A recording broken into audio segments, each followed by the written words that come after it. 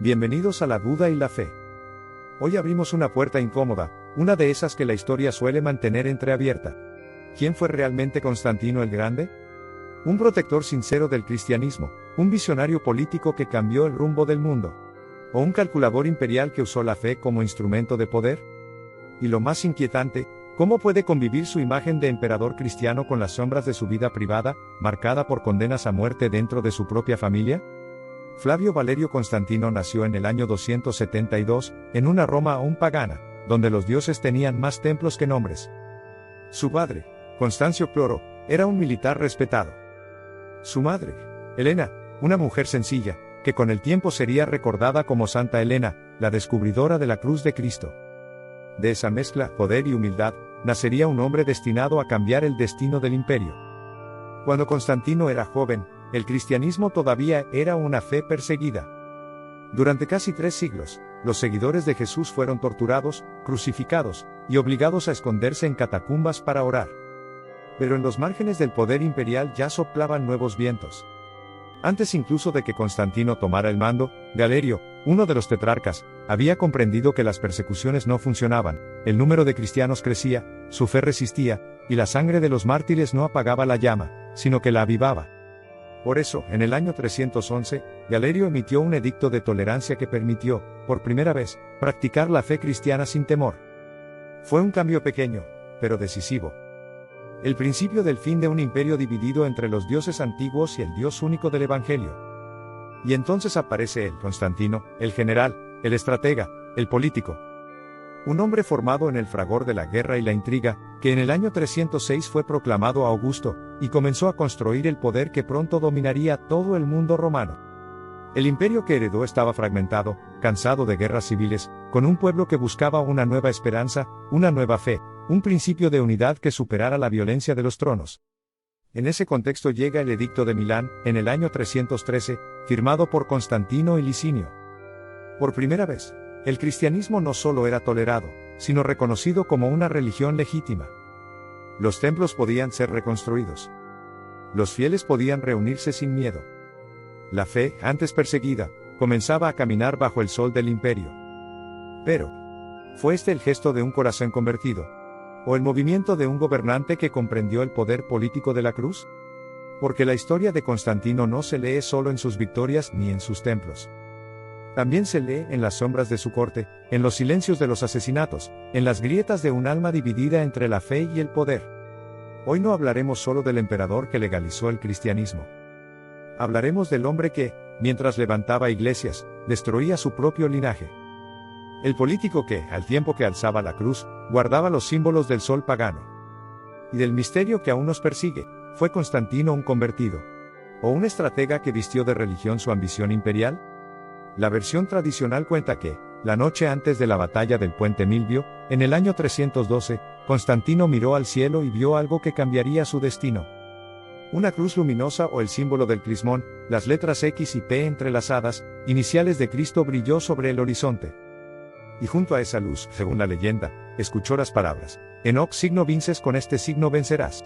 Al día siguiente, Constantino mandó pintar aquel símbolo en los escudos de sus soldados. Y contra todo pronóstico, venció a Magencio, su rival, en una batalla que decidiría el control de Roma. Cuando las aguas del Tíber se tiñeron de sangre, Constantino no solo había ganado un imperio. Había encontrado un nuevo signo de poder, la cruz. Pero aquí la historia se vuelve más compleja. ¿Fue aquella visión una experiencia mística auténtica? ¿O una jugada política genial?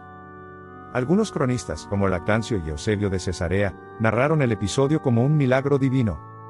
Sin embargo, los estudios modernos sugieren que pudo tratarse de un símbolo cuidadosamente utilizado para unir a un imperio dividido entre el paganismo y el cristianismo.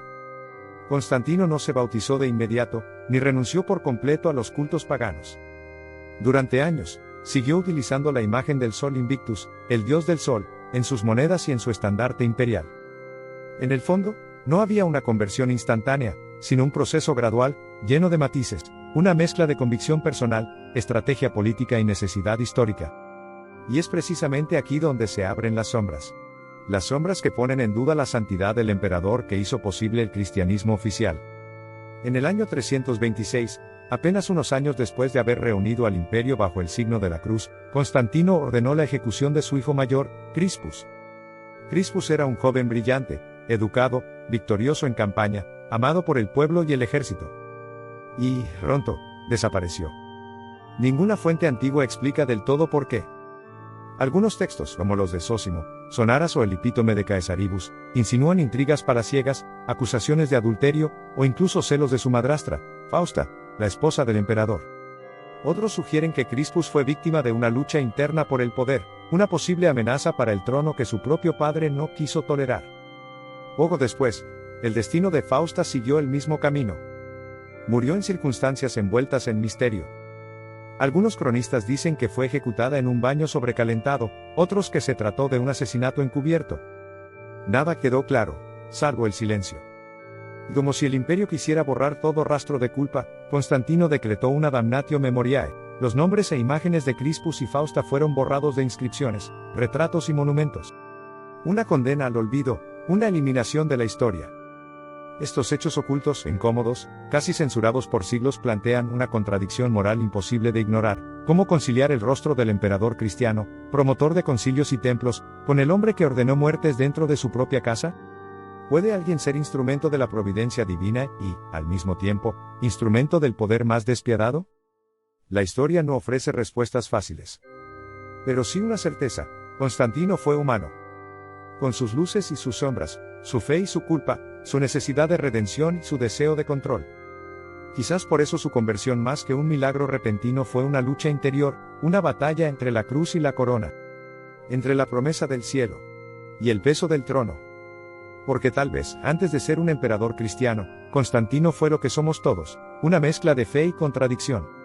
Cuando Constantino el Grande murió en el año 337, parecía dejar tras de sí un imperio cristiano, unificado, pacificado, y guiado por la cruz. Pero apenas semanas después, la sangre volvió a correr por los pasillos del poder. Los cronistas lo llamarían después el Verano de Sangre.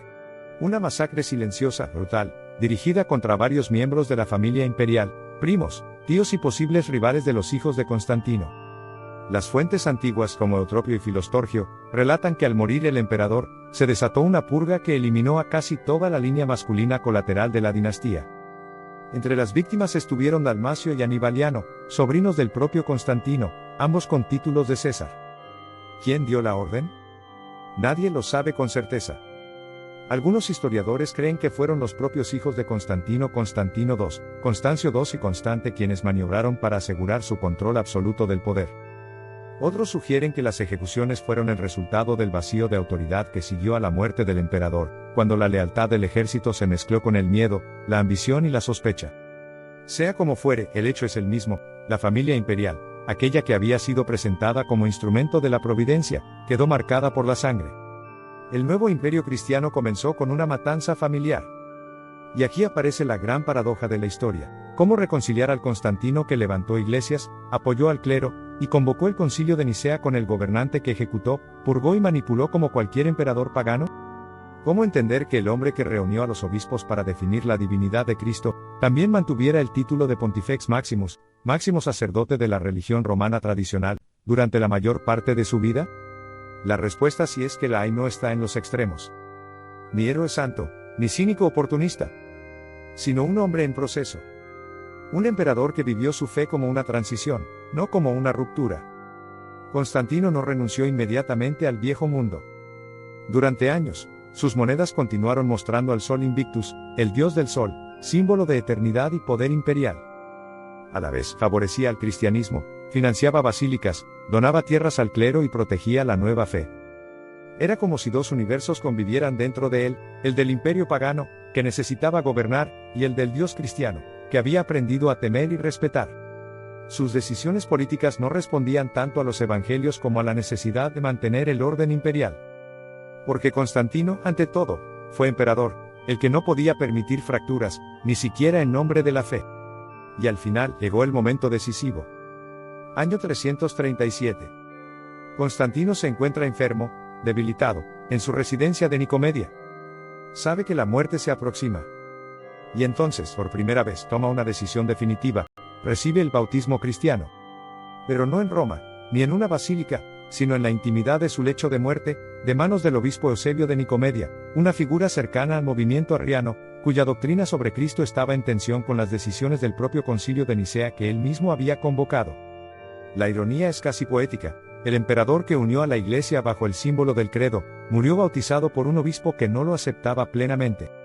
¿Fue una conversión tardía por prudencia, una estrategia final, o el acto sincero de un hombre que al fin se rindió ante el Dios que había proclamado sin entender del todo? La historia no lo juzga con claridad. Solo nos deja un retrato humano y contradictorio, el del hombre que cristianizó el imperio, pero no pudo cristianizar del todo su alma. Y tal vez, en esa contradicción, en esa mezcla de poder y fe, de luz y sombra, reside el verdadero legado de Constantino, recordarnos que la fe, incluso en los poderosos, nunca es pura ni simple. Es una batalla interior entre el Dios que llama y el trono que no suelta. Ahora, entremos en las verdades menos contadas. Aquellas que la historia oficial prefirió suavizar, y que muestran que el relato de Constantino el emperador que vio la cruz en el cielo, y cambió el rumbo del mundo es mucho más complejo de lo que solemos imaginar. Damnatio Memoriae. El arte de borrar la historia. Pocos saben que tras la muerte de su hijo Crispus y de su esposa Fausta, Constantino ordenó una práctica tan antigua como inquietante, la Damnatio Memoriae. No bastaba con ejecutar o silenciar, había que borrar su existencia. Sus nombres fueron suprimidos de inscripciones, sus retratos destruidos, sus rostros raspados de los mármoles, como si nunca hubiesen vivido. Era más que un castigo personal. Era una forma de reescribir la historia, de moldear la memoria colectiva al servicio del poder. El imperio no solo gobernaba cuerpos y tierras, también dominaba el recuerdo. Y en esas lagunas, en lo que fue borrado, es donde nacen los mitos, las versiones contradictorias, las sombras que todavía hoy rodean a Constantino. ¿Fue Fausta culpable de adulterio? ¿Fue Crispus víctima de intrigas palaciegas? La verdad se perdió entre las piedras raspadas. El edicto de 311, la puerta ya estaba entreabierta. La narrativa popular suele decir que Constantino fue el primero en permitir la libertad de culto cristiana. Pero la realidad histórica tiene un matiz importante. 2 años antes del edicto de Milán, en el año 311, el emperador Galerio, uno de los antiguos perseguidores de los cristianos, ya había promulgado un edicto de tolerancia. En él, reconocía el fracaso de las persecuciones y autorizaba a los cristianos a reunirse y rezar, con tal de que no alteraran el orden público. Era un giro sorprendente, el perseguidor pidiendo perdón a sus víctimas. Cuando Constantino asciende, la persecución ya estaba en retirada.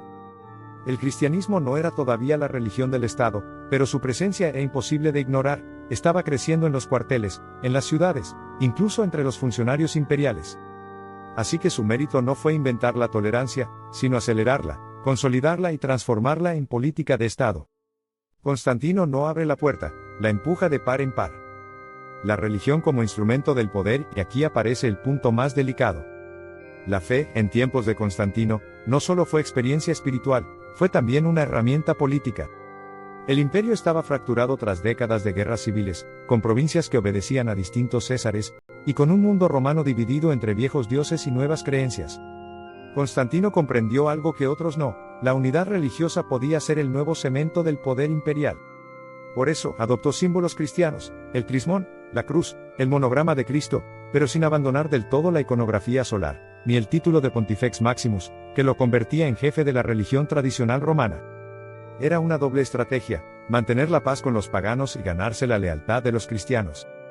Los expertos modernos, como Ramsay MacMullen y H.A. Drake, han mostrado que Constantino utilizó la estructura de la Iglesia como modelo para reorganizar el Estado, obispos como mediadores locales, concilios como órganos de decisión, y la fe como nuevo lenguaje de autoridad. ¿Significa esto que su fe fue falsa? No necesariamente. Pero sí que fue útil.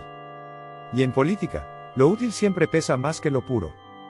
Así se construyó el mito. Entre devoción y cálculo, entre visiones celestiales y estrategias terrenales, entre la cruz y la espada. Y tal vez por eso su figura sigue fascinando y dividiendo, porque en él se cruzan dos mundos, el del poder y el del espíritu, y en ese cruce, el cristianismo dejó de ser solo una fe, para convertirse en un imperio. ¿Fue su conversión una farsa? No hay pruebas concluyentes de que Constantino fingiera conscientemente su fe.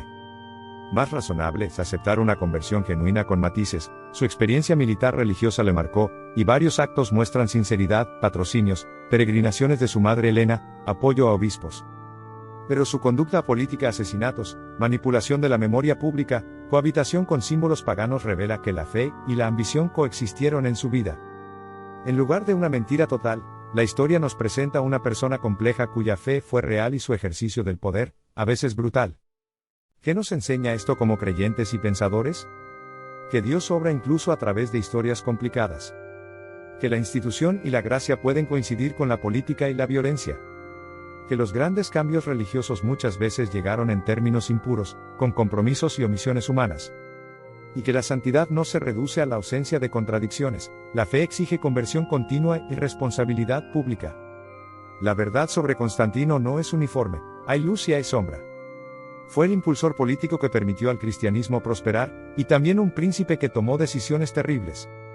Si buscas héroes puros, la historia es decepcionante. Si buscas lecciones reales, la historia de Constantino es rica, nos obliga a preguntar cómo la fe transforma, o no, el ejercicio del poder. Gracias por acompañarnos en esta revisión incómoda. ¿Qué opinas? ¿Fue Constantino un converso sincero, un calculador, o ambas cosas? Déjalo en los comentarios. Si te gustó este episodio, comparte, suscríbete y nos vemos en la próxima duda de la duda y la fe.